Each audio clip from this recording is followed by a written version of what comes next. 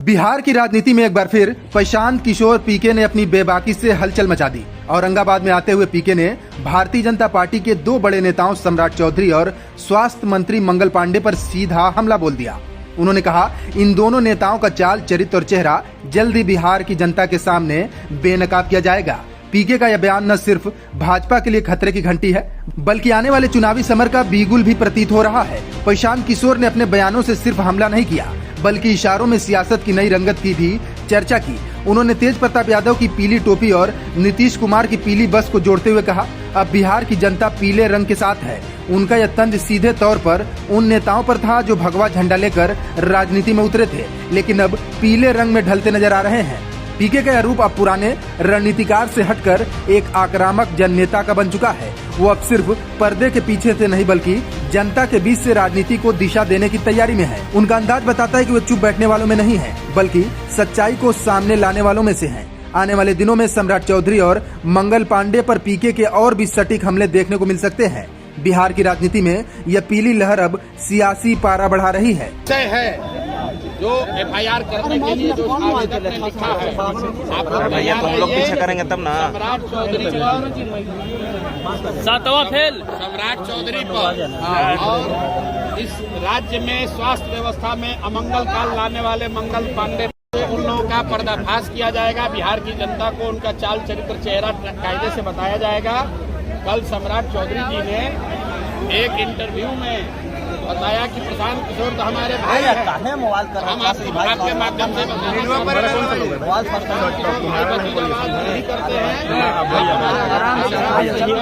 भाई भी है, तो भी अगर आपने जो गलती किया है वो छुपने वाला नहीं है, वो प्रेस के सामने रखा ही जाए।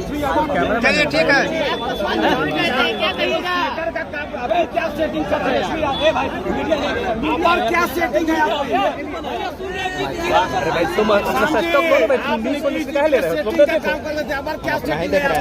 सेटिंग ये है कि बिहार की जनता मनाएगी, उसके बाद से ये नाली गली 5 किलो अनाज के लिए, रोजगार के लिए नहीं करना पड़ेगा।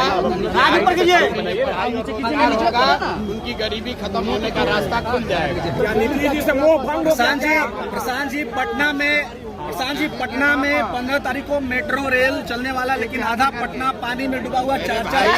इस पूरे देश में हर बड़े शहर में जब मेट्रो बन गया, तब पटना में मेट्रो बनना शुरू हुआ। जैसे विकास के सभी मानकों पर देश में सबसे पीछे है बिहार, उसी तरह मेट्रो में भी देश में सबसे पीछे है बिहार और पटना। लेकिन मेरे लिए वो कोई खबर नहीं है, मेरी उसमें कोई दिलचस्पी नहीं है। लोगों को रहने के लिए उनके घर के सामने से नाली बह रहा है पटना में। कल थोड़ी सी बारिश हुई तो घरों में पानी घुस गया, और आप मेट्रो बनाइए या एयरपोर्ट बनाइए, उससे कोई फायदा नहीं है।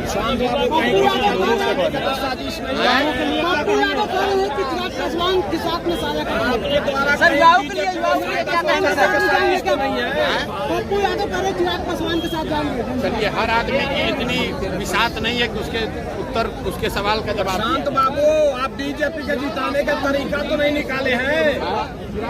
शांत जी,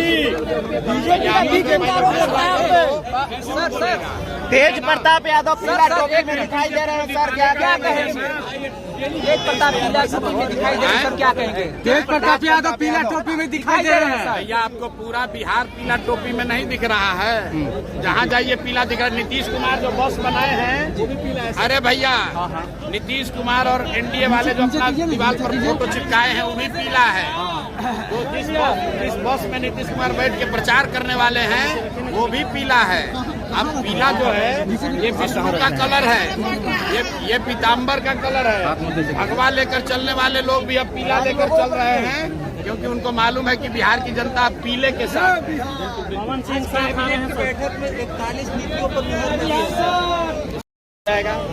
कैबिनेट का काम है हर हफ्ते बैठना, कोई न कोई नीति बनाना, और फिर नीति बनाकर उसी नीति के जरिए पैसा लूटना।